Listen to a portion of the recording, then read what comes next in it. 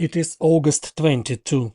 What you've read in textbooks, what you've seen in epic paintings, and what has inspired you is happening right now. The Ukrainian army is now replicating General Sherman's march through Georgia in Russia's Kursk region. Yes, it is the closest historical analogy. It's a strike at the enemy's rear, a demoralizing strike, a painful strike with a far-reaching thought still unclear to many consequences. One of the main tasks of any army forced to fight a war on its own territory is to transfer this war to the enemy's territory. So that is where the enemy's cities and villages being destroyed by artillery, where civilian population turning into refugees, and where not our fields and factories burning from direct shelling.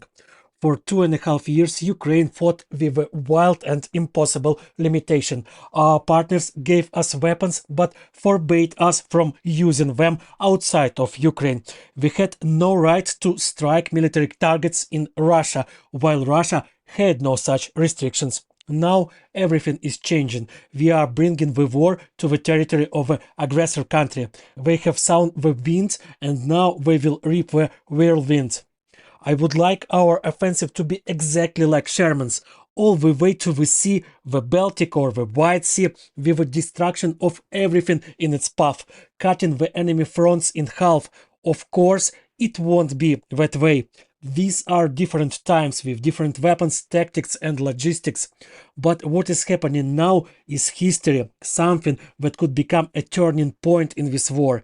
The Russians dreamed of capturing Kiev in 3 days, but now, over 900 days into their 3-day war, they are losing village after village on their own territory.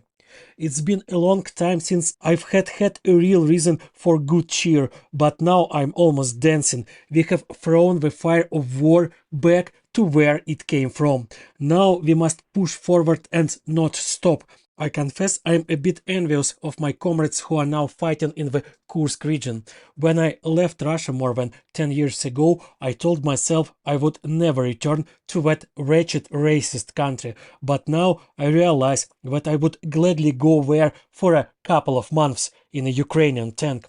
If I do get there, and there is always a chance, I will certainly tell you about it. But for now, wish us all and all of Ukraine luck. Let Moscow be burned and its cannibalistic regime destroyed forever.